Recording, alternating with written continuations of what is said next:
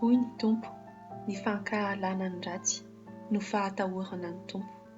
Ny fiavinavonana, ny fireharehana, ny lalana ratsy ary ny teny lainga dia samy halako avokoa.